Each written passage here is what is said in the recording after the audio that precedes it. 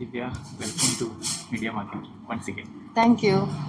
കഴിഞ്ഞ വർഷം നമ്മൾ ഇതേ സ്ഥലത്തേക്ക്, സ്ഥലമല്ല IFFK വേദിയിൽ, ഒരുപക്ഷെ ദിവ്യ ആദ്യമായിട്ട് പായലിന്റെ സിനിമയെ കുറിച്ച് പറഞ്ഞാൽ അതിലായിരിക്കും. അതെ അതെ, ഞാൻ ജസ്റ്റ് മെൻഷൻ ചെയ്ത് പോയിട്ടുണ്ടായിരുന്നു. ഇൻ ടേംസ് ഓഫ് അടുത്ത് എന്താണെന്ന് ചോദിച്ചപ്പോൾ വളരെ ഹോപ്പ്ഫുൾ ആയിട്ടുള്ളൊരു സിനിമയാണ് എന്നുള്ളത് ഞാൻ പറഞ്ഞിരുന്നു. വരാനുള്ള പ്രൊജക്ട്സ് ഏതൊക്കെയാണ്? ഇനി ഞാൻ ഇപ്പം ഷൂട്ട് കഴിഞ്ഞേ ഉള്ളൂ. പായൽ കബാഡിയ എന്ന് പറഞ്ഞിട്ടുള്ള ഡയറക്ടറിൻ്റെ പുള്ളിക്കാരുടെ ഫസ്റ്റ് ഫീച്ചർ ഫിലിമാണ്. ഇതിന് മുമ്പ് ആൾ പായൽ ഡോക്യുമെൻ്ററി ചെയ്തിട്ടുണ്ട്. ക്യാൻസലറിന് ഗോൾഡൻ ഐ അവാർഡൊക്കെ കിട്ടിയിട്ടുണ്ടായിരുന്നു. അപ്പം all we imagine as light എന്ന് പറഞ്ഞിട്ടുള്ള മൂവിയാണ്. അപ്പോൾ അതാണ് ഇനി അതിൻ്റെ പോസ്റ്റ് പ്രൊഡക്ഷൻ നടക്കുകയാണ്. മിക്കവാറും ഇനി വരുന്ന ഫെസ്റ്റിവലുകളിൽ ഉണ്ടാകണം. ലാംഗ്വേജ് മലയാളം ബൈലിംഗിലാണ്.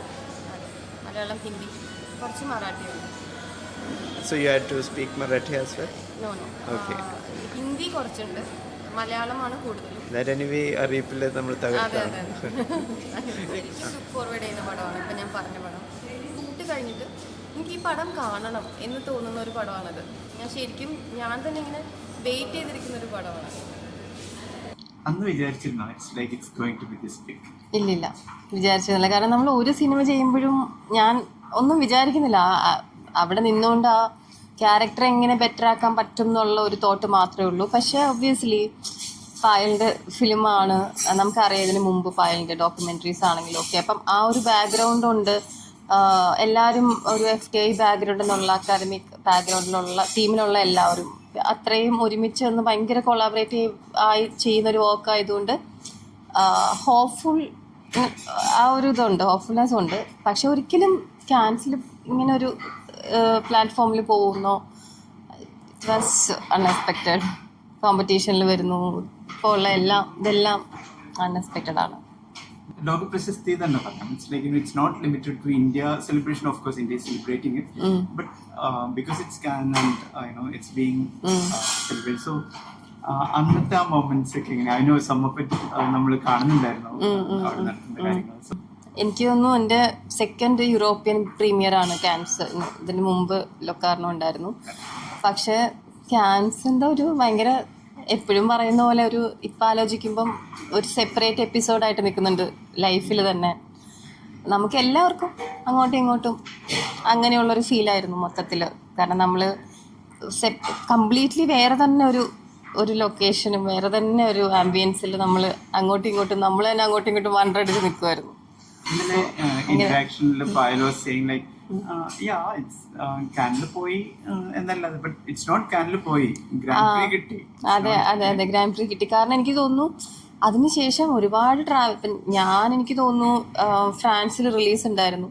അപ്പോൾ അവിടെ ഒരു 10 days സ്പെൻഡ് ചെയ്യേണ്ടി വന്നു. സ്പെയിനിലൊരു അവിടെ ഒരു ഫെസ്റ്റിവൽ ഉണ്ടായിരുന്നു, സാൻ സെബാസ്റ്റ്യൻ ഫെസ്റ്റിവൽ ഉണ്ടായിരുന്നു. പക്ഷെ പായലൊക്കെ അന്ന് തൊട്ട് ഒരുപാട് ഫെസ്റ്റിവൽസ് ഇങ്ങനെ അറ്റൻഡ് ചെയ്തുകൊണ്ടിരിക്കുകയാണ്. ഇപ്പോഴും US ഇപ്പോൾ വന്നേ ഉള്ളൂ. അപ്പോൾ പെട്ടെന്ന് ചോദിക്കുമ്പം എനിക്ക് തോന്നുന്നു അതിങ്ങനെ കുറച്ചിങ്ങനെ സിമ്പിളായിട്ട് പറഞ്ഞു പോകുന്നതായിരിക്കാം maybe. So after Cannes, actually she attended so many festivals and events.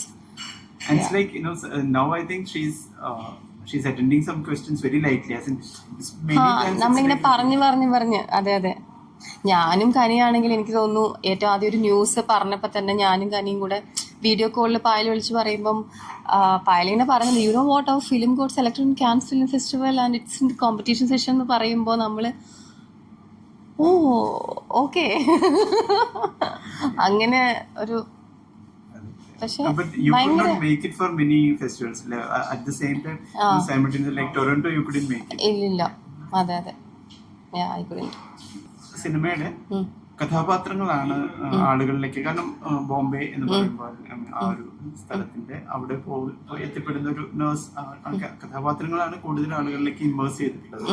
Of course situations. അപ്പം when you recall like അന്ന് ഈ കഥാപാത്രത്തിനെ കുറിച്ച് പറയുമ്പോൾ, and of course maybe I'll come to that question first. When I was talking to Pranav, he said ആദ്യം ആലോചിച്ചത് പ്രഭ എന്നുള്ള character. So did you feel good that you got Anu character ആണ്?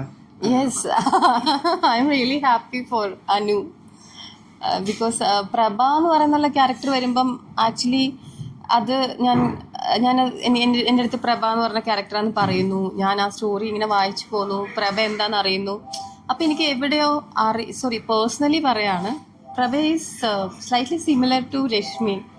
Like she's coming from എന്താ പറയുക conventional അങ്ങനത്തെ ഒരു family. ആ ഒരു ഏരിയ മാത്രമാണ് കേട്ടോ, അല്ലാണ്ട് ആ ക്യാരക്ടേഴ്സ് തമ്മിലൊന്നുമില്ല. അപ്പം എനിക്ക് തോന്നുന്നു പായൽ അറിയിപ്പ് കണ്ടിട്ടാണ് പ്രഭയ്ക്ക് വേണ്ടി വിളിക്കുന്നത്. അപ്പം അതിലെനിക്ക് ഭയങ്കര ഒരു ഹായ്ന്ന് തോന്നിയില്ല എന്ന് പറയായിരുന്നു. ഓക്കെ, ഒബ്വിയസ്ലി ചിലപ്പോൾ അത് കണ്ടിട്ട് ഇതിന് വിളിക്കുമായിരിക്കും. പക്ഷെ ഞാനതിങ്ങനെ വായിക്കുമ്പോഴും പ്രഭയുടെ പേഴ്സ്പെക്റ്റീവിലാണ് വായിക്കുന്നത്. എന്നിട്ട് ഞാൻ അനു വായിക്കുന്നുണ്ട്, നമ്മളൊരു സ്ക്രിപ്റ്റ് വായിക്കുമല്ലേ. അപ്പം പക്ഷെ ഞാൻ വിചാരിച്ചു അനു നല്ല രസമുണ്ടായിരിക്കും പ്ലേ ചെയ്യാൻ. ഇപ്പോൾ എനിക്ക് കേട്ടോ, ഞാനിതിന് മുമ്പ് ചെയ്തിട്ടുള്ളത് വെച്ചിട്ട് ഒരു 2 റൗണ്ട്സ് കഴിഞ്ഞപ്പോഴത്തേക്കും ഞാൻ പറഞ്ഞിട്ടുണ്ട്, പായലിനെ മീറ്റ് ചെയ്ത് കഴിഞ്ഞപ്പം 2 days പായലുമായിട്ട് സ്പെൻഡ് ചെയ്തു, അവിടെ നിന്നു. അപ്പോഴാണ് പായലിന് ശരിക്കുള്ള എൻ്റെ ക്യാരക്ടർ മീറ്റ് ചെയ്തപ്പം എന്തോ എൻ്റെ ഒരു എനർജി. കാരണം എനിക്ക് തോന്നുന്നു ഫിലിം മേക്കേഴ്സ് എല്ലാവരും എപ്പോഴും നമ്മൾ ചെയ്ത ക്യാരക്ടേഴ്സ് വെച്ചിട്ട് ജഡ്ജ് ചെയ്യും. ചിലപ്പോൾ അടുത്ത ക്യാരക്ടേഴ്സിന് വിളിക്കുന്നത് അതിലോട്ട് പോകുന്നത് അങ്ങനെ ആയിരിക്കാം, അങ്ങനെ ആവുന്നത്. ചിലപ്പോൾ ഫിലിം മേക്കേഴ്സിനെ പറഞ്ഞിട്ടും കാര്യമില്ല, അവർക്ക് അറിയില്ലല്ലോ നമ്മളുടെ പേഴ്സണൽ എനർജി നമുക്ക് എത്രത്തോളം ചെയ്യാം അതൊന്നും. സോ എനിക്കത് പേഴ്സണലി മീറ്റ് ചെയ്തത് ഭയങ്കര ഹെൽപ്ഫുൾ ആയിട്ട് തോന്നി. എനിക്കും ആ ക്യാരക്ടറിന്റെ ബിഗിനിങ് ലൈക്ക് ആ ചെയറിൽ നിന്നിട്ട് കറങ്ങുന്നതും ഒക്കെ ലൈക്ക് ആ ഒരു peppy you are happy doing those things. Especially as an actor, it's very rare to get those kind of scenes in films. അത് നോർമലി നമ്മളിങ്ങനെ ലൈഫിൽ ഇങ്ങനെ, അപ്പം അത് നമ്മളിങ്ങനെ റീക്രിയേറ്റ് ചെയ്ത് ആ ക്യാരക്ടറിൻ്റെ സൈഡിൽ നിന്ന് ചിന്തിച്ച് ചെയ്യുക എന്ന് പറയുന്നത്. പക്ഷെ എല്ലാം പ്ലാൻഡ് ആണ്, അങ്ങനെ ഭയങ്കര ഒരുപാട് ഇംപ്രവൈസ് ചെയ്ത് ഉണ്ടാക്കിയ ഇതെല്ലാം പായല് സ്ക്രിപ്റ്റഡ് ആണ്. എല്ലാം എവറിത്തിങ് വാസ് പ്ലാൻഡ്. നമ്മളിങ്ങനെ ചോദിക്കുമ്പോൾ നമ്മളിപ്പം വർക്ക്ഷോപ്പിലാണെങ്കിലും ഇംപ്രവൈസ് ചെയ്യാനുള്ളൊരു സ്പേസ് നമുക്ക് കിട്ടി. നമുക്കിപ്പോൾ ഒരു വർക്ക്ഷോപ്പും റിഹേഴ്സലും ഒന്നും ഇല്ലാത്തൊരു സിനിമയാണെങ്കിൽ നമുക്ക് ആ സെറ്റിൽ ചെന്നിട്ടുള്ള ആ ആക്ഷനും കട്ടിനും ഇടയ്ക്കുള്ളൊരു സ്പേസ് മാത്രമേ ഇംപ്രവൈസ് ചെയ്യാൻ കിട്ടുന്നുള്ളൂ. ചിലപ്പോൾ പിറ്റേ ദിവസമോ നെക്സ്റ്റ് വീക്ക് നമ്മളത് ആലോചിക്കുമ്പോൾ അല്ല അത് നമുക്ക് അങ്ങനെ ചെയ്യാമായിരുന്നല്ലോ എന്ന് നമുക്ക് തോന്നും. പക്ഷെ ഇതിന് ആ ഒരു പ്രോബ്ലം ഇല്ല, കാരണം നമ്മളെല്ലാം അത്രയ്ക്കും എക്സ്പ്ലോർ ചെയ്ത് ഇംപ്രവൈസ് ചെയ്ത് ഫിക്സ് ചെയ്തിട്ടാണ് ചെയ്തിട്ടുള്ളത്. And just get a kind of ആ ഒരു ടീം വർക്ക്, ആ ഒരു സ്പിരിറ്റ് നമുക്ക് ഫീൽ ചെയ്തിട്ടുണ്ടായിരുന്നു. Especially when you were, Chaya in one of the conversations she was saying like you said you missed that. Yeah. Have you lived in Bombay otherwise? ഞാൻ actually first പോണത് അച്ഛനായിട്ടാണ്. അച്ഛൻ പ്രിയനന്ദൻ എന്ന് പറഞ്ഞ ഡയറക്ടറിൻ്റെ ഫ്രണ്ടാണ്. അപ്പം നെയ്ത്തുകാരെന്ന് പറഞ്ഞ സിനിമയുടെ ഭാഗമായിട്ട് ആ ടീമിൻ്റെ കൂടെ ആക്ടർ മുരളിക്കൊരു അവാർഡ് കിട്ടുന്നൊരു ഫംഗ്ഷൻ ഉണ്ടായിരുന്നു. ഞാൻ 5th or 6th എന്തോ പഠിക്കണം. അതെൻ്റെ ഫസ്റ്റ് ബോംബെ ട്രിപ്പ്. അപ്പം അന്ന് തന്നെ അച്ഛൻ അവിടെ ലോക്കൽ ട്രെയിൻസിലും ജൂഹു ബീച്ചിലും അവിടെ എല്ലാവരും ഗേറ്റ് വേ ഓഫ് ഇന്ത്യയൊക്കെ കാണാൻ പോയപ്പം അച്ഛൻ സ്ലമ്മിലൊക്കെ എന്നെ കൊണ്ടുപോയി. അന്ന് എനിക്ക് ഭയങ്കര പ്രശ്നമായിരുന്നു, അച്ഛൻ എന്തിനാണ് ഇവിടെ കൊണ്ടുപോയത്, എനിക്ക് അവിടെ. പക്ഷെ പിന്നെ ഞാൻ ബാക്ക് ടു ആ മെമ്മറീസിലോട്ട് പോകുമ്പം എനിക്ക് മനസ്സിലായി അച്ഛൻ എന്തിനാണ് അവിടെ കൊണ്ടുപോയത്. അതൊക്കെ കണക്ട് അത് കുറച്ചും കൂടെ ഒരു ബേസ്, എൻ്റെ ഒരു ബേസ് ബിൽഡ് ആവാനുള്ള റീസൺ അച്ഛനാന്നൊക്കെ തോന്നിയിട്ടുണ്ട്. പിന്നെ എൻ്റെ സിസ്റ്റേഴ്സ് അവിടെ വർക്ക് ചെയ്യുന്നുണ്ടായിരുന്നു. ചേച്ചി പൂനെയിൽ TCSലായിരുന്നു, ബോംബെയിലും വർക്ക് ചെയ്തിട്ടുണ്ട്. അപ്പം അങ്ങനെയൊക്കെ ഒരു ജസ്റ്റ് അവിടെ പോവും. കൂടുതൽ ആ സിറ്റി അറിയാനുള്ളൊരു ടൈം എനിക്ക് കിട്ടിയിട്ടില്ല. ഇപ്പോഴും അങ്ങനെ നമുക്കൊരു സിറ്റി അറിയണമെങ്കിൽ എനിക്ക് തോന്നുന്നു അത്രയും സിഗ്നിഫിക്കൻ്റ് ആയിട്ടുള്ള റിസോഴ്സസ് നമുക്ക് വേണം. കുറച്ചും കൂടെ വേറെ ഒരു സപ്പോർട്ടും ഇല്ലാണ്ട് നമ്മൾ ഒറ്റയ്ക്ക് ഇൻഡിപെൻഡൻ്റ് ആയിട്ട് അവിടെ നിൽക്കുമ്പോഴായിരിക്കും ആ സിറ്റി എത്രത്തോളം സപ്പോർട്ടീവ് ആണെന്നൊക്കെ നമുക്ക് അറിയുള്ളൂ. ഇത് സിനിമയുടെ ഭാഗമായിട്ടൊരു 8 months 1 year അറൗണ്ട് 1 year ആണ് അവിടെ നിന്നത്. അപ്പം ഫോർ മീ എനിക്ക് മുംബൈ ഈസ് എ വെരി എന്താ സേഫസ്റ്റ് സിറ്റി ആയിട്ട് തോന്നിയൊരു സിറ്റിയാണ്. എനിക്ക് ആ ഒരു സൈഡ് മാത്രമേ ഞാൻ എക്സ്പ്ലോർ ചെയ്തിട്ടുള്ളൂ. പക്ഷേ സിനിമയിൽ കാണുമ്പോഴാണ് ഇതുവരെ ഒരു സിനിമയിലും കാണാത്ത ബോംബെ ഓൾ വി മാനേജ് ലൈറ്റിൽ പായൽ കാണിച്ചിട്ടുണ്ട്. വേറെ തന്നെ ഒരു സൈഡ് ബോംബെയുടെ. ഛായാജിയുടെ എനർജി ഒരു രക്ഷയില്ല. കാരണം ഞങ്ങൾ തമ്മിൽ അങ്ങോട്ടും ഇങ്ങോട്ടും ഇപ്പം സംസാരിക്കുന്ന, ഞാൻ ഇംഗ്ലീഷ് സംസാരിക്കും, ഛായാജി ഇങ്ങോട്ട് ഹിന്ദിയിലായിരിക്കും സംസാരിക്കുന്നത്, മറാഠി മിക്സ്ഡ് ആയിരിക്കും. ഞാൻ അത്ര അടിപൊളിയൊന്നുമല്ല ലാംഗ്വേജ്, ഹിന്ദി ഒന്നും അത്ര. പക്ഷെ നമ്മൾ കണ്ടിന്യൂസ്ലി സംസാരിച്ചുകൊണ്ടിരിക്കുന്ന ആളാണ്. നമ്മൾ പുറത്ത് യൂറോപ്പിൽ പോകുമ്പോഴൊക്കെ ഞാനും ഛായാജിയും എപ്പോഴും സംസാരിച്ചുകൊണ്ടിരിക്കുന്ന ആൾക്കാരാണ്. എനിക്ക് ഭയങ്കര ഇഷ്ടമാണ് ഛായാജി അടുത്തുണ്ടെങ്കിലുള്ള എനർജി ഭയങ്കരമാണ്. എനിക്ക് ആ ഒരു ഏജ് ഡിഫറൻസ് ഒന്നും തോന്നിയിട്ടില്ല ഛായാജിയായിട്ടിരിക്കുമ്പോൾ. നമ്മളെപ്പോഴും മറ്റിങ്ങനെ അതെ അതെ ഭയങ്കര സീൻ കാണുമ്പോൾ ആ നമ്മൾ ഷൂട്ടിന്റെ ഇടയ്ക്കും ബ്രേക്ക് ടൈമിലൊക്കെ നമ്മൾ പാട്ടൊക്കെ ഇട്ട് ഡാൻസ് ഒക്കെ ചെയ്ത് ആ ഒരു മൂഡ്, ആ ഒരു വൈബ് ഉണ്ടായിരുന്നു already in between us. Travel to Ratnagiri അത് ആക്ച്വൽ രത്നഗിരിയിൽ തന്നെ പോവേ? ആക്ച്വലി രത്നഗിരിയാണ്. ഞാൻ ആക്ച്വലി ഒരു 2013-14 ടൈമിൽ രത്നഗിരി പോയിട്ടുണ്ട്. എൻ്റെ സിസ്റ്ററിൻ്റെ കൂടെ, ബ്രദറിൻ്റെ കൂടെ വർക്ക് ചെയ്യായിരുന്നു.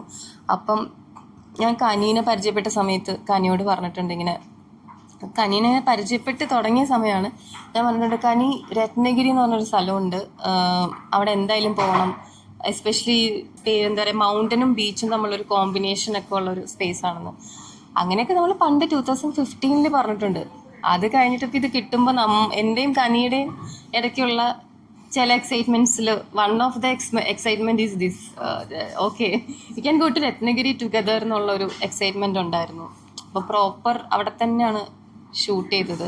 എനിക്ക് സ്ക്രിപ്റ്റ് വായിക്കുമ്പോഴും കുറേ സീൻസ് വായിക്കുമ്പം ഭയങ്കര രസം തോന്നും. അത് കഴിഞ്ഞ് രത്നഗിരിയിലോട്ട് വന്നപ്പോഴത്തേക്കും എനിക്ക് ആ സ്ഥലം വൈസ് ഞാൻ ഭയങ്കര ഇമ്പ്രസ്ഡ് ആയി സ്ക്രിപ്റ്റിൽ.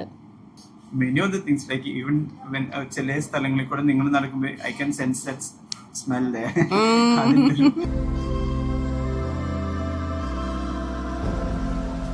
काही लोक बोलतात स्वप्नाचं शेर आहे, काही इथं मायानगरी आहे. ഋതു നേരത്തെ പരിചയം ഉണ്ടോ? ഇല്ല എനിക്ക് പരിചയമില്ല. ഇല്ല ഋതു ഇവിടെ ഓഡീഷന് വന്നപ്പം ആണ് ഞാൻ പരിചയപ്പെടുന്നത്. അത് കഴിഞ്ഞിട്ട് എനിക്കൊന്ന് ലാസ്റ്റ് കൺഫേം ആയിട്ടുള്ള ഒരു കാസ്റ്റാണ് ഋതുവിൻ്റെ ഷിയാസ്. അപ്പം അതിന് മുമ്പ് സോ മെനി ഷിയാസ് game and I had to do scenes with so many ഷിയാസ്. ലൈക്ക് ആരൊക്കെയാണോ സെലക്ട് ആവുന്നല്ല ഫൈനൽ റൗണ്ടിലൊക്കെ ഇപ്പം ഞാൻ ഓൾറെഡി ഫിക്സ് ആയിരുന്നതുകൊണ്ട് അവരുമായിട്ട് സീൻസ് എനിക്ക് ചെയ്യേണ്ടി വന്നിട്ടുണ്ടായിരുന്നു. അപ്പം ഞാനും ഇങ്ങനെ വെയിറ്റ് ചെയ്യുമായിരുന്നു, ശരിക്കും ആരെങ്കിലും ഒന്ന് ഫിക്സ് ആയെങ്കിൽ എനിക്കും ഒന്ന് മനസ്സിൽ ഫിക്സ് ചെയ്യായിരുന്നു. ഋതു ഭയങ്കര ഡെഡിക്കേറ്റഡ് ആയിട്ടുള്ള, ഭയങ്കര ഹാർഡ് വർക്കിംഗ് ആയിട്ടുള്ള ഒരു ആക്ടറായിട്ടാണ് എനിക്ക് തോന്നിയത്. Actually he's just 23 years old, 23 or 24. എന്നിട്ട് പോലും എന്താ പറയുക, എനിക്ക് ഭയങ്കര ആ ഒരു ഡെഡിക്കേഷൻ ഭയങ്കര കമൻറ്റബിൾ ആണ് ഋതുവിൻ്റെ. ഈവൻ അതിനുശേഷം നമ്മൾ മുറയും കണ്ടു, അതിലും വളരെ വൈബ്രന്റ് ആയിട്ടുള്ള ഒരു ക്യാരക്ടർ. ഈ ഒരു വയസ്സിൽ അത്രയും ഫോക്കസ്ഡ് ആയിട്ട് ഓക്കെ എന്ന് പറയുന്നത്. അതിലെ സ്ക്രിപ്റ്റ് വായിക്കുമ്പോൾ നമുക്ക് ദീസ് കൈൻഡ് ഓഫ് സീൻസ് ആണ് എന്നുള്ളൊരു സാധനമുണ്ട്. So what was your first impression like regarding those intimate scenes? Okay. Script വായിച്ച് കഴിയുന്നിടത്ത് എനിക്ക് ആദ്യം പ്രഭയ്ക്ക് വേണ്ടിയിട്ടാണല്ലോ വന്നത്. അതെ അല്ല, അപ്പോഴും നമ്മളിത് വായിക്കുമ്പം എനിക്കറിയില്ല, എൻ്റെ ഫോക്കസ് അങ്ങോട്ടൊന്നും പോകുന്നില്ല. അതല്ല എന്നുവെച്ചാൽ ഒരുപാട് കാര്യങ്ങൾ പറയുന്നിടത്തത് ഭയങ്കര ബ്ലെൻഡഡ് ആയിട്ടാണ് അതിരിക്കുന്നത്, ഭയങ്കര കൺവീൻസിങ് ആണ്. അപ്പം നമുക്ക് സ്ക്രിപ്റ്റ് വായിച്ചു കഴിയുമ്പോൾ അറിയാനൊക്കെ പറ്റും. അങ്ങനെ നമ്മൾക്ക് അല്ലാതെ എന്താ പറയുക എക്സ്ട്രാ ആഡഡ് ആയിട്ടുള്ള സീൻസ് ആണെങ്കിൽ നമുക്ക് വായിച്ചു കഴിഞ്ഞിട്ട് അതെന്തിനാ അത് നമുക്ക് തോന്നാറുണ്ട്. പക്ഷെ it was very convincing for me. അപ്പം അനു ആണെന്ന് ഫിക്സ് ചെയ്തപ്പോഴും എനിക്കിതിനകത്ത് കൺഫ്യൂഷനൊന്നും ഉണ്ടായിരുന്നില്ല. പായൽ ചോദിച്ചു ഇങ്ങനെ അവസാനം കൺഫേം ആണ് എന്നറിയുന്ന സമയത്ത് പായലൊക്കെ ഇങ്ങനെയൊക്കെ ഉണ്ട്, അത് ഓക്കെ ആണോ എന്ന് ചോദിച്ചിരുന്നു. ഞാൻ പറഞ്ഞു ഞാൻ ഓക്കെ ആണ്. ഇൻറ്റിമസി കോർഡിനേറ്റർ ഉണ്ടായിരുന്നു, ഞാനൊരു ലീഗൽ അഡ്വൈസറിനെ വെച്ചിട്ടുണ്ടായിരുന്നു, എന്നുവെച്ചാൽ ഒരു അഡ്വക്കേറ്റിനെ വെച്ചിട്ടുണ്ടായിരുന്നു. അപ്പം ഭയങ്കര പ്രിവിലേജ്ഡ് ആയിട്ടുള്ള സ്പേസിൽ നിന്നിട്ടാണ് ഞാനത് ചെയ്തത്. എനിക്ക് തോന്നുന്നില്ല ഇവിടെ പല സ്ഥലങ്ങളിലും മലയാളത്തിൽ നിന്നല്ല പലയിടത്തും ഇൻറ്റിമസി സീൻസ് ചെയ്യുമ്പോൾ ഇൻറ്റിമസി കോർഡിനേറ്റേഴ്സ് ഉണ്ടോ എന്ന് ചോദിച്ചാൽ എനിക്കറിയില്ല. പക്ഷെ അത് ഭയങ്കര ഹെൽപ്ഫുള്ളാണ്, നമ്മളെ ഭയങ്കര മെക്കാനിക്കലാക്കും ശരിക്കും. കാരണം നമ്മളെല്ലാ സിനിമകളിലും അങ്ങനെ ഒരു അതൊരു സീൻസ് ചെയ്യാൻ ഞാൻ ആദ്യമായിട്ടാണ് ചെയ്യുന്നത്. അപ്പോൾ എന്നെ അത് ഹെൽപ്പ് ചെയ്തു ശരിക്കും ഇൻറ്റിമസി കോർഡിനേറ്റർ ഉണ്ടായിരുന്നത്. പ്ലസ് ഞാനൊരു ലീഗൽ അഡ്വക്കേറ്റിനെ വെച്ചതും. കാരണം ലിമിറ്റഡ് ക്രൂവിലാണ് നമ്മളത് ഷൂട്ട് ചെയ്യുന്നത്. ഒരു അറൗണ്ട് 10 people മാക്സിമം ഉണ്ടാവുള്ളൂ അത് ഷൂട്ട് ചെയ്യുമ്പോൾ. അപ്പോൾ അത് ഭയങ്കര കംഫർട്ടാണ് നമുക്ക്. അതിന് മുമ്പാണെങ്കിലും ഇപ്പം ഞാനും ഋതുവും തമ്മിലുള്ള സീനാണെങ്കിൽ നമ്മളെ ഇൻറ്റിമസി കോർഡിനേറ്റർ ഇരുത്തിയിട്ട് രണ്ടുപേരുടെയും കംഫർട്ട് ലെവൽ എത്രത്തോളമാണ് അതിപ്പം ഈവൻ ഇഫ് ഇതൊരു പിഞ്ച് ചെയ്യുന്ന സീനാണെങ്കിലും സ്ക്രിപ്റ്റിൽ എത്രത്തോളം ആണ് പിഞ്ച് ചെയ്യേണ്ടത്, നമ്മൾ അനുഭവിക്കുന്നത്, അഭിനയിക്കേണ്ടത്, അത് നമ്മൾ അഭിനയിക്കണം. അത്രയും ഡെപ്തോടു കൂടി തന്നെ ഋതു ചെയ്യേണ്ടി വരുമായിരിക്കും ഷിയാസ്. പക്ഷെ ഞാൻ എത്രത്തോളം എനിക്ക് കംഫർട്ടബിൾ ആണെന്നുള്ളത് ഫിക്സ് ചെയ്യേണ്ട ഒരു പോയിന്റ് ഉണ്ട്. ആ പോയിന്റിൽ നിന്ന് മാറാൻ പാടില്ല. ബാക്കി നമ്മൾ ആക്ട് ചെയ്യുക. അങ്ങനെ ഈ ഒരു പിഞ്ചിങ് തൊട്ട് അങ്ങോട്ട് എല്ലാം എത്രത്തോളം അങ്ങോട്ടും ഇങ്ങോട്ടും കംഫർട്ടബിൾ ആണ്, ഓക്കെ ആണെന്ന് ഫിക്സ് ചെയ്തിട്ടാണ് ചെയ്തിട്ടുള്ളത്. അപ്പം എനിക്ക് തോന്നുന്നു ഞാൻ ഭയങ്കര ലക്കിയാണെന്ന് തോന്നുന്നു. എല്ലാ പ്രിവിലേജോടും കൂടിയാണ് ഞാൻ ചെയ്തത്. പിന്നെ ഓഫ് കോഴ്സ് പായലാണ്. അതെ അതെ അതെ, എനിക്ക് ആ ഒരു വിഷനും എല്ലാത്തിനും എന്താ പറയുക കൺവിൻസിങ് ആയിട്ടുള്ള പോയതുകൊണ്ട് ഇത് എന്തിനും ഇതിവിടെ ചെയ്യണം, എന്തിനും ഇത് ചെയ്യണ്ട അത് ചെയ്യണം, അങ്ങനെയുള്ള ഒരു കൺവിക്ഷൻ ഉണ്ട്. അപ്പോൾ പിന്നെ എനിക്ക് സാധാരണ ഇപ്പോൾ നമ്മൾ ഇതിന്റെ implications like because it's we can assume. അതെ അതെ, ഞാനിപ്പോൾ ഒരു അറൗണ്ട് 10 years ആയി എൻ്റെ കരിയർ. അപ്പം എന്നിട്ട് എനിക്ക് തോന്നുന്നു ഇപ്പോഴാണ് ഞാൻ കൺവീൻസ്ഡ് ആയിട്ട് ഇങ്ങനെയുള്ള ഒരു സീനൊക്കെ ചെയ്യുന്നത്. അപ്പം ഇപ്പോഴാണ് എനിക്ക് ഒരു അങ്ങനെയൊക്കെ ചെയ്യുമ്പോഴും ഇപ്പുറത്ത് നമുക്കത് ഭയങ്കര കൺവീൻസിങ് ആയിട്ട് തോന്നുകയും ഒരു ഡയറക്ടർ എങ്ങനെയാണ് അതിനെ പോർട്രേ ചെയ്യാൻ, റെപ്രസെൻറ്റ് ചെയ്യാൻ ഉദ്ദേശിക്കുന്നത്, അതിനകത്തെല്ലാം 100% കൺവിക്ഷൻ ഉണ്ടായിരുന്നു. പക്ഷെ അപ്പോഴും ഞാൻ വിചാരിക്കും, ഇപ്പം തമിഴ്നാട്ടിൽ നിന്നുള്ള ഒരു തമിഴ് ആക്ട്രസ്സാണ് ചെയ്തിരുന്നെങ്കിൽ, സിനിമ തമിഴാണെങ്കിൽ അവർക്കത് പ്രശ്നമായിരിക്കും. ബീഹാറിലുള്ള ഒരു ബീഹാർ ആക്ട്രസ് ബീഹാർ ഫിലിമിൽ അത് ചെയ്തിട്ടുണ്ടെങ്കിൽ അവർക്കത് പ്രശ്നമായിരിക്കും. അപ്പം അതിനകത്ത് അങ്ങനെയും കൂടി ഒരു സംഭവമുണ്ട്. അപ്പം എനിക്ക് തോന്നുന്നു ഇവിടെ ഉള്ള ഒരാൾ ചെയ്യുമ്പോൾ ഇവിടെ ഉള്ള ആൾക്കാർക്ക് അത് പറ്റുന്നില്ല. കുറച്ച് പെർസെൻറ്റേജേ ഉള്ളൂ, ഒരു 10-15% ആൾക്കാരേ ഉള്ളൂ എന്ന് എനിക്ക് തോന്നുന്നു.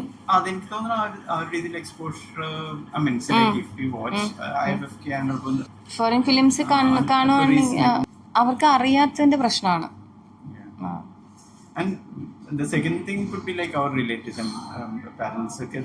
ഭയങ്കര അടിപൊളിയാണ്. എന്നെ തന്നെ ഞെട്ടിച്ചു.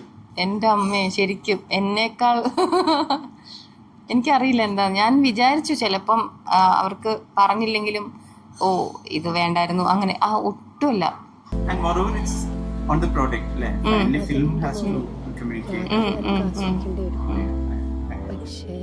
How about Kani? Of course, you know Kani since long. So working with Kani.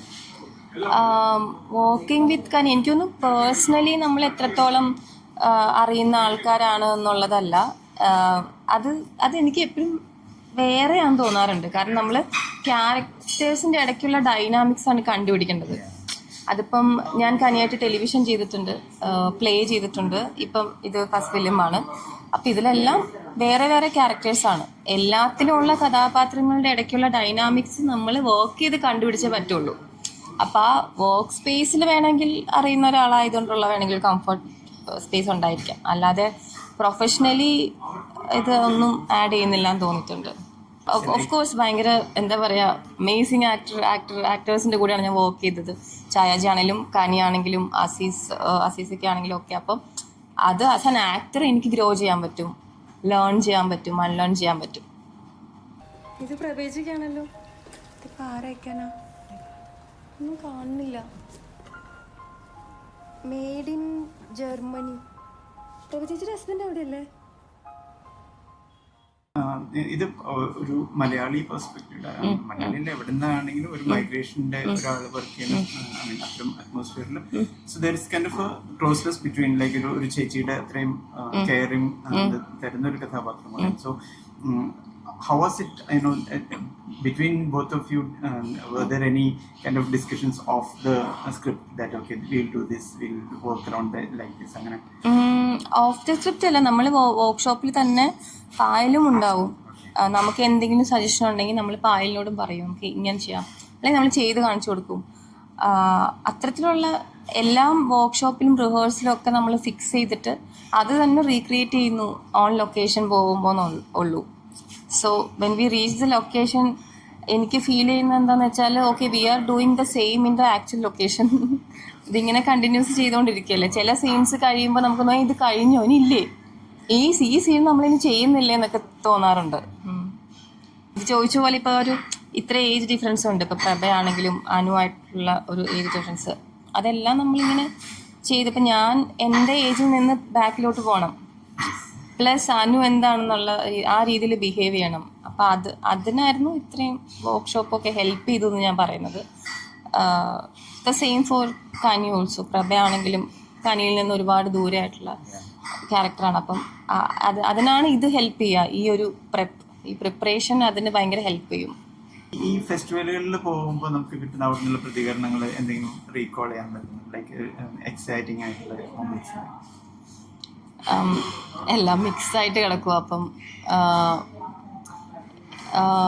ഇപ്പം ഈ ഫിലിമിനെ കുറിച്ചിട്ടാണെങ്കിൽ ഈ പറഞ്ഞ പോലെ എനിക്ക് എപ്പോഴും എക്സൈറ്റിംഗ് ആയിട്ട് തോന്നിയിട്ടുള്ളത് എന്താണോ പായൽ ഒരു സീനിൽ കാണാൻ ശ്രമിച്ചത് അല്ലെങ്കിൽ കൺവേ ചെയ്യാൻ ട്രൈ ചെയ്തത് എക്സാക്ട്ലി ഇത് സെയിം ഓഡിയൻസിന് കിട്ടുമ്പോൾ ഞാൻ ഭയങ്കര എക്സൈറ്റഡ് ആവാറുണ്ട്. ഇത് തന്നെയാണ്, അതായത് അവർ പോയിന്റ് ബൈ പോയിന്റ് ആയിട്ട്, അതിപ്പോൾ ക്യാരക്ടറിൻ്റെ പെർസ്പെക്റ്റീവിലാണെങ്കിലും നമ്മൾ എന്താണോ ഓഡിയൻസിന് ഇതാണ് ശരിക്കും കിട്ടേണ്ടത് എന്ന് വിചാരിച്ച് ചെയ്തല്ലോ അത് തന്നെ ഓഡിയൻസ് ക്വസ്റ്റ്യനിലോ അല്ലെങ്കിൽ ഒരു ഡിസ്കഷനിലോ സംഭവിക്കുമ്പോൾ അപ്പം ഞാൻ ഭയങ്കര എക്സൈറ്റഡ് ആവാറുണ്ട്.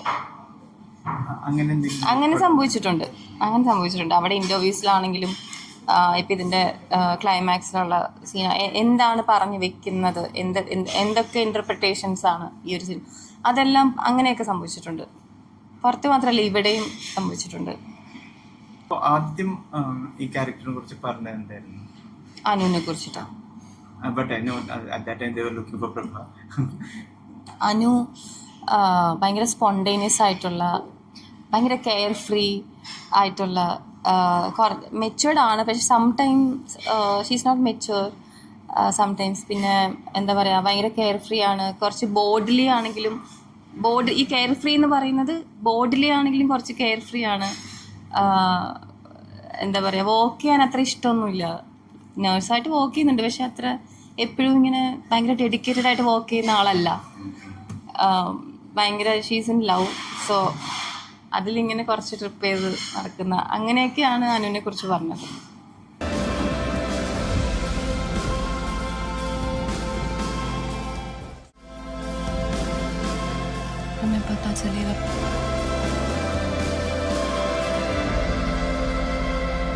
മലയാളി ഇപ്പൊ കുറേയൊക്കെ മാറിയില്ല, പക്ഷെ ആ ഒരു വൾനറബിലിറ്റി ഉണ്ട്. Even though he's doctor, like he's not very comfortable talking to women. പിന്നെ ലാംഗ്വേജിന്റെ പ്രശ്നം. സോ അവിടുത്തെ ആ ഡിസ്കഷനിൽ അങ്ങനെ ആ കാര്യത്തിനെ കുറിച്ച് എന്തായിരുന്നു സംസാരിച്ചിട്ടുണ്ടായിരുന്നു? അതായത് ഡോക്ടർ മനോജിന്റെ ഇൻട്രൊഡക്ഷൻ എങ്ങനെയായിരുന്നു? Basically his character through out, even ഇദ്ദേഹത്തിന് ആ ഒരു ഇഷ്ടം പോലും പറയാൻ അങ്ങനെ ഒരുപാട് പേരുണ്ട്. അങ്ങനെ അവിടെ മൈഗ്രന്റ് ആയിട്ട് വർക്ക് ചെയ്യാൻ പോകുന്നു കുറേ ആൾക്കാർ അങ്ങനെ. കാരണം ഭാഷ അറിയില്ല എന്ന് പറയുന്നത് ഒരു തരത്തിൽ ഏലിയനേറ്റ് ചെയ്യും. ഒരു ഏലിയനായിട്ട് എല്ലാ സ്ഥലത്തും നമുക്ക് ആ സ്ഥലത്തെ ഭാഷ അല്ലെങ്കിൽ ആ ജിയോഗ്രഫിക്കലി ആ സ്ഥലം നമ്മൾ പഠിച്ചിട്ടില്ലെങ്കിൽ അവിടുത്തെ ട്രാൻസ്പോർട്ടേഷൻ ആണെങ്കിലും ഒക്കെ അതിനുള്ള ക്ലാരിറ്റി വരാത്തിടത്തോളം നമ്മളവിടെ ശരിക്കും മാറി നിൽക്കേണ്ട ഒരു അവസ്ഥ വരാറുണ്ട്. അപ്പം ഡോക്ടർ മനോജിന് ഈ പറഞ്ഞ പോലെ അവിടെ നിന്ന് ഹിന്ദി അറിയില്ല, ട്രെയിൻ മാറി കയറുകയാണ്. ആകെ കൂടുള്ളൊരു ഹോപ്പ് അയാൾ വെച്ചിട്ടുള്ളത് പ്രഭയിലാണ്. എന്തെങ്കിലും ഒരു ഹോപ്പ് അവിടെ നിന്ന് കിട്ടുവാണെങ്കിൽ അതിൽ പിടിച്ച് അവിടെ ബോംബെയിൽ നിൽക്കാമെന്ന് മാത്രമാണ് ആൾ വിചാരിക്കുന്നത്. അപ്പം അങ്ങനെയുള്ള ഒരുപാട് ക്യാരക്ടേഴ്സ് ആൾക്കാരുണ്ട് അവിടെ. അപ്പം അത് ഭയങ്കര പെർഫെക്റ്റ് കാസ്റ്റായിട്ട് തോന്നി. എനിക്കറിയില്ല, അസീസിക്ക ഭയങ്കര നന്നായിട്ട് ചെയ്തിട്ടുണ്ട്. അതെ അതെ, അതും ഈ വർക്ക്ഷോപ്പ് ഒന്നും കിട്ടിയിട്ടില്ല. അതെ അതെ അതെ, നേരെ ആ ക്യാരക്ടറിലോട്ട് കയറി.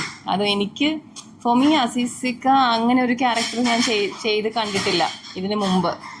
അപ്പോൾ എനിക്ക് ഭയങ്കര, എല്ലാവർക്കും ഭയങ്കര എക്സൈറ്റ്മെൻ്റ് ആയിരുന്നു ആളിത് പ്ലേ ചെയ്യുമ്പോൾ. ഞാൻ വൺ ഓഫ് ഹിസ് ഓഡീഷൻ സൂമിൽ ഞാൻ കണ്ടിരുന്നു. പായൽ അത് ചെയ്യുമ്പോൾ ഞാൻ അടുത്തുണ്ടായിരുന്നു. ഞാൻ മാറി നിന്ന് നോക്കി. ഞാനത് കണ്ടിട്ട് എൻ്റെ കണ്ണ് നിറഞ്ഞു ശരിക്കും, അസീസിക്കയുടെ അഭിനയം കണ്ടിട്ട്. സ്റ്റേജിൽ കോമഡി സപ്പോർട്ട് ചെയ്യുന്ന ആളുകളാകുമ്പോൾ കുറച്ചൊരു എക്സാജറേറ്റഡ് അല്ലെങ്കിൽ വേറെ രീതിയിലാണല്ലോ ഒരു performance, like know the audience. പക്ഷെ അവരെ ഏത് രീതിയിലേക്ക് എലിവേറ്റ് ചെയ്ത് കൊണ്ടുവരണം എന്നുള്ള രീതിയിലേക്ക്. So actually when they have to do some such roles, I think they have to tone down much. അങ്ങനെ ഒരു അതെനിക്ക് തോന്നിയ പക്ഷെ അത് ഡയറക്ടേഴ്സിന്റെ കയ്യിലും കൂടെയാണ് ഇരിക്കുന്നത് തോന്നുന്നു ആ ഒരു ഇത്. അപ്പൊ അവര് എത്ര കറക്റ്റ് ആയിട്ട് ലീഡ് ചെയ്യുന്നോ അതിനനുസരിച്ചിട്ട് ഡൗൺ ചെയ്യാനും അപ്പേനും പറ്റുമെങ്കിൽ അത് അവര് ഭയങ്കര അടിപൊളിയാണ്. അവരിങ്ങനെ ഒരു സ്ഥലത്ത് നിൽക്കുന്നില്ല, അവർക്ക് എങ്ങോട്ടും പോകാൻ പറ്റും എന്ന് തോന്നിയിട്ടുണ്ട്. കഴിഞ്ഞ വർഷം ഈ സിനിമയെ കുറിച്ച് അവിയൽ ഇൻ ഷോർട്ട് പറഞ്ഞു. ഇത്തവണ എന്തെങ്കിലും സർപ്രൈസ് തരാനുണ്ടോ? ഇത്തവണ ഞാൻ സർപ്രൈസ് നമുക്കറിയില്ലല്ലോ ഞാൻ ചെയ്തുകൊണ്ടിരിക്കുന്ന സിനിമകൾ എങ്ങോട്ടാണ് പോകുന്നത്. ഞാനിപ്പോൾ ഒരു മൂവി ചെയ്തുകൊണ്ടിരിക്കുകയാണ്. ദുബായിൽ ഷൂട്ടിൻ്റെ ഇടയ്ക്കാണ് വന്നിരിക്കുന്നത്. താമറിൻ്റെ ഫിലിമാണ്. താമറിൻ്റെ 1000 ലൈസ് എന്ന് പറഞ്ഞ ഫിലിം ഇവിടെ സ്ക്രീൻ ചെയ്തിട്ടുണ്ടായിരുന്നു IFF കഴിഞ്ഞ വർഷത്തെ ഉണ്ടായിരുന്നു. അപ്പോൾ താമർ അതിൽ മെയിനായിട്ട് ആസിഫ് അലിയും ഞാനും ദീപക് പറമ്പോളും ഒക്കെയാണ് അഭിനയിക്കുന്നത്. പിന്നെയും 1-2 പ്രോജക്ട്സ് അടുത്ത ജനുവരി ഫെബ്രുവരിയിലായിട്ടുണ്ട്. അത് അതൊക്കെ അനൗൺസ് ചെയ്യുമായിരിക്കും ഉറപ്പായിട്ടും. കൊമേഴ്സ്യൽ ഫിലിംസ് ഉണ്ട്. എനിക്കിഷ്ടമല്ല അങ്ങനെ കാറ്റഗറൈസ് ചെയ്യുന്നത്, പക്ഷെ എന്നാലും സ്റ്റിൽ. ഇപ്പോൾ ഈ അവാർഡിന് ശേഷം വരുന്ന സിനിമകളുടെ ഒരു നേച്ചർ അങ്ങനെ എന്തെങ്കിലും ഉണ്ടാവും? എനിക്കറിയില്ല. ഇത് ആക്ച്വലി ഓൾറെഡി പായലിൻ്റെ സിനിമ നടക്കുന്നതിന് മുമ്പോ അല്ലെങ്കിൽ ഇൻ ബിറ്റ്വീൻ ഷൂട്ടിൻ്റെ സമയത്ത് എന്തോ ഫിക്സ് ചെയ്തതാണിത്. നമ്മൾ സ്ക്രിപ്റ്റൊക്കെ ഞാൻ കേട്ട് കൺഫേം ചെയ്താണ് ഇപ്പം ചെയ്യുന്നത്. ഈ ഫെബ്രുവരി ഉള്ളതും ഓൾറെഡി വർക്ക് ചെയ്യണം എന്ന് സംസാരിച്ചിരുന്ന ഡയറക്ടേഴ്സ് തന്നെയാണ്. സോ എനിക്കറിയില്ല ഇത് ഈ ഒരു കാൻസിൻ്റെയും ഇതിൻ്റെയൊക്കെ ഈ 3 പ്രൊജക്റ്റും അല്ല, ഓൾറെഡി സംസാരിച്ചതാണ്. ദിവ്യ ഇതുപോലെ ഫെസ്റ്റിവലുകളിൽ ആസ് എ ലേണർ ഒരു സിനിമ കാണാൻ ശ്രമിക്കുന്ന ഒരാളാണ്. ഇപ്പൊ ഈ ഇത്തരം സിനിമകൾ വർക്ക് ചെയ്ത് അതുപോലെ ഈ ഫിലിം ഇപ്പൊ അറിയിപ്പാണെങ്കിലും ഇന്റർനാഷണലി ക്ലെയിം ചെയ്ത സിനിമ. അപ്പോൾ സിനിമയുടെ കാഴ്ചപ്പാട് അന്നത്തേലും ഇപ്പോൾ മാറിയിട്ടുണ്ടോ? ഉറപ്പായിട്ടും എല്ലാ വർഷവും അല്ലെങ്കിൽ ഓരോ ദിവസവും നമ്മൾ ഇന്നലെ പായൽ പറഞ്ഞ പോലെ എല്ലാം ഇൻസ്പിറേഷനാണ്. മാറുന്നുണ്ട്, നല്ലോണം മാറുന്നുണ്ട്. ആസ് ആൻ ആക്ടർ നല്ലോണം മാറുന്നുണ്ട്. എനിക്കിപ്പോൾ ഭയങ്കര പേടിയാണ് അഭിനയിക്കുന്നത്.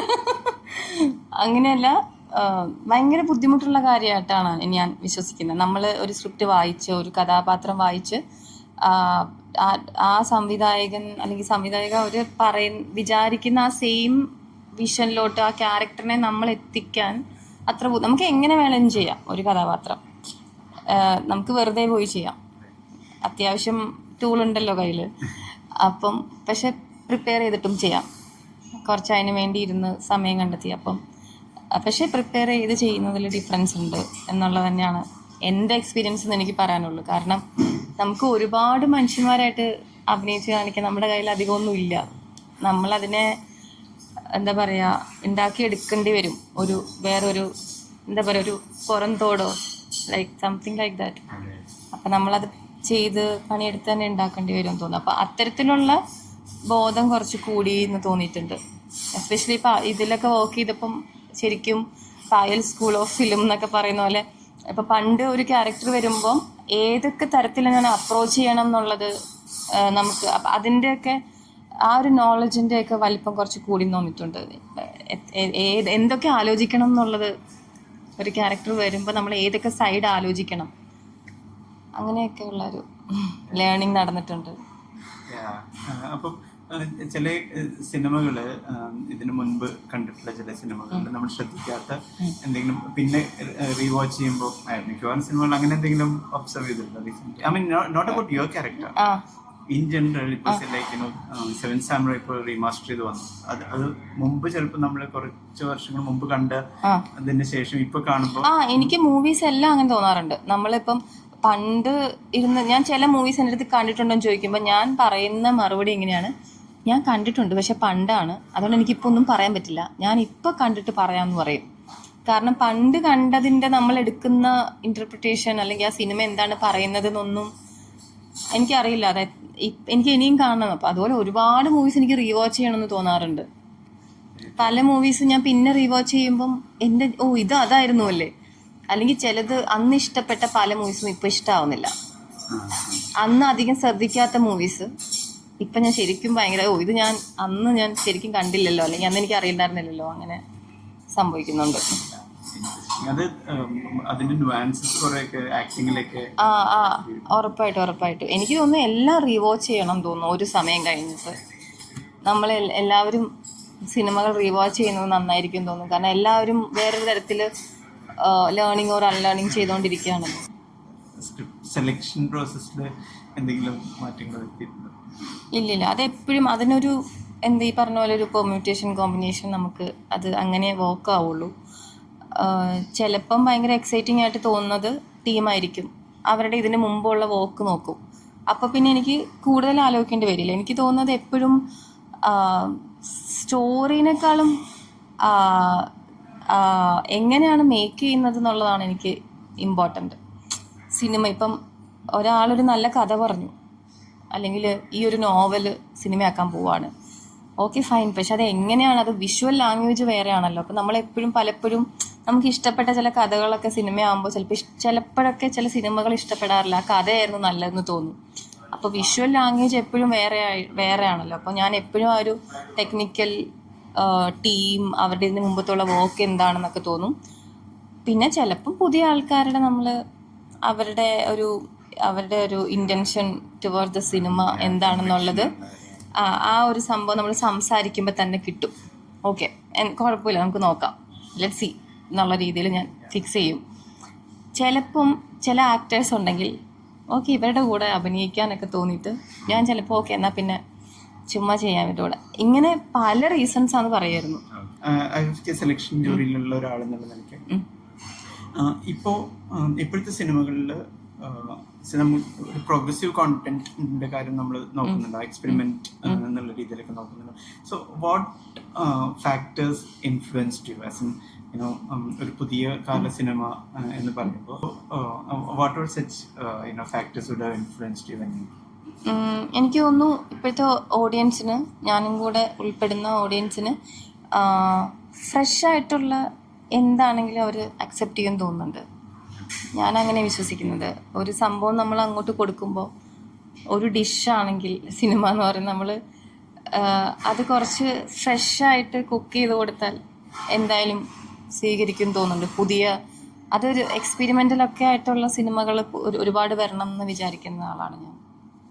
As a human, say like day-to-day activities നമ്മൾ കാണുന്ന പെർസ്പെക്റ്റീവ്സ്, നമ്മൾ ജീവിതത്തിൽ കാണുന്നത് as A human, like say like some people get trained for to become a better ഒരു റിക്വയർമെന്റ് കരിയറിൽ ഇംപ്രൂവ്മെന്റിന് വേണ്ടി നമ്മളൊരു ട്രെയിനിങ് അണ്ടർഗോ ചെയ്യാന്ന് പല സ്റ്റേജസ് ഉണ്ടല്ലോ. ഇപ്പൊ ലൈക്ക് ഓഫീസിലാണെങ്കിൽ നമ്മൾ ട്രെയിനിങ് പ്രൊഫഷണൽ ആവാനുള്ള ട്രെയിനിങ് കൊടുക്കും.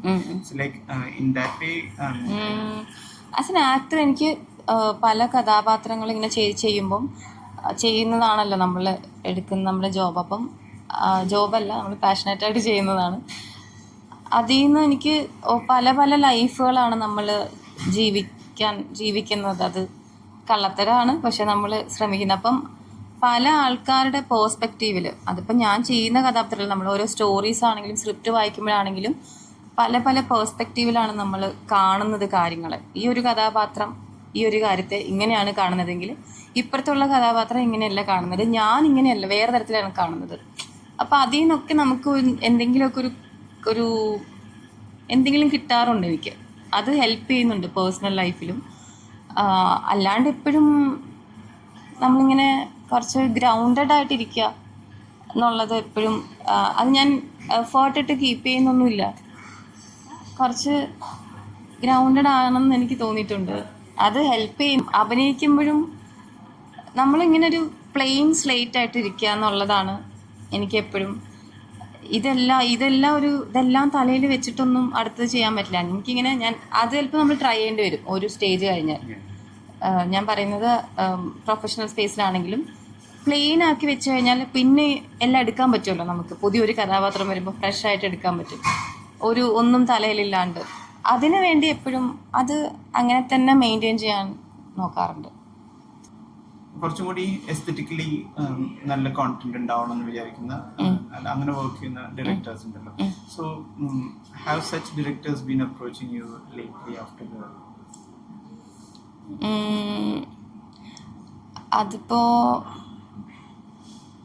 ഞാനിപ്പോൾ ഈ വർക്ക് ചെയ്യാൻ പോകുന്ന ഞാൻ പറഞ്ഞില്ലേ ജാനുവരിയിലും ഫെബ്രുവരിയിലൊക്കെ ഇപ്പോൾ വർക്ക് ചെയ്തുകൊണ്ടിരിക്കുന്ന അതെല്ലാം ഭയങ്കര നല്ല ഡയറക്ടേഴ്സാണ്. എല്ലാ രീതിയിലും അവരുടെ എസ്തെറ്റിക്സ് ആണെങ്കിലും ഒക്കെ എനിക്ക് ഭയങ്കര ഇൻട്രസ്റ്റിംഗ് ആയിട്ട് തോന്നിയിട്ടുണ്ട്. പിന്നെ എനിക്ക് ഭയങ്കര ഡിഫറെൻ്റ് ആയിട്ടുള്ള പ്രോസസ്സിലൂടെ പോകണം എന്ന് വിചാരിക്കാറുണ്ട് എപ്പോഴും. ഒരേപോലെ തന്നെ എനിക്ക് എല്ലാം ട്രൈ ചെയ്യണമെന്ന് വിചാരിക്കാറുണ്ട്. ഇപ്പം ചിലപ്പോൾ ചില സിനിമകളിൽ ഇപ്പോൾ പായലിൻ്റെ സിനിമയിൽ ഇത്രയും വർക്ക്ഷോപ്പ് കിട്ടി, ഇത്രയും ടൈം കിട്ടി പ്രിപ്പയർ ചെയ്യാൻ, അടുത്തൊരു സിനിമയിൽ അത് കിട്ടിയെന്ന് വരില്ല. പെട്ടെന്ന് ചിലപ്പം എനിക്കിപ്പോൾ ഇന്നൊരു സ്ക്രിപ്റ്റ് വന്നിട്ട് അടുത്ത ആഴ്ച ഷൂട്ടാന്ന് പറഞ്ഞാൽ ഞാൻ പോയി അതിനും പ്രിപ്പയർ ആയിരിക്കണം. ആസ് ആൻ ആക്ടർ എപ്പോൾ വേണമെങ്കിലും എന്തെങ്കിലും ചെയ്യാനുള്ള ഒരു സ്പേസിലിരിക്കുക എന്ന് പറയുന്നിടത്താണ് ഞാൻ അതിന് വേണ്ടിയാണ് എപ്പോഴും ട്രൈ ചെയ്യുന്നത്. അല്ലാണ്ട് എല്ലാ സിനിമയ്ക്കും വർക്ക്ഷോപ്പും പ്രിപ്പറേഷനും വേണമെന്ന് നമുക്ക് അങ്ങനെയുള്ളൊരു സ്പേസ് എല്ലായിടത്തും ഉണ്ടായിന്ന് വരില്ല. എല്ലാ ഫിലിം മേക്കേഴ്സിൻ്റെയും പല സ്റ്റൈലായിരിക്കും. അതിലോട്ട് അഡാപ്റ്റ് ചെയ്യാം, നമ്മളതിലോട്ട് എങ്ങനെ എത്രയും പെട്ടെന്ന് അഡാപ്റ്റ് ചെയ്യാൻ ട്രൈ ചെയ്യുക. അപ്പം അതുകൊണ്ട് ഞാൻ ഈ പറഞ്ഞ പോലെ പ്ലെയിൻ ആയിട്ടിരിക്കുമ്പോൾ നമുക്ക് എങ്ങോട്ട് വേണമെങ്കിലും ഫ്ലെക്സിബിൾ ആവാം എന്ന് തോന്നിയിട്ടുണ്ട്. So thank you so much for your time. Thank Wish you. all the best. Thank you so much. This is the third time we are connecting on IFFK. First time for അറിയിപ്പല്ലേ, second time family. Yeah, family. അതിലും ചെയ്തു. Family first. ഇനി അടുത്ത വർഷം കാണാം. Definitely, I'll trouble you and keep working and let it go across the globe. Yeah. Thank you All the best. So much. ഞാൻ ഏതൊരു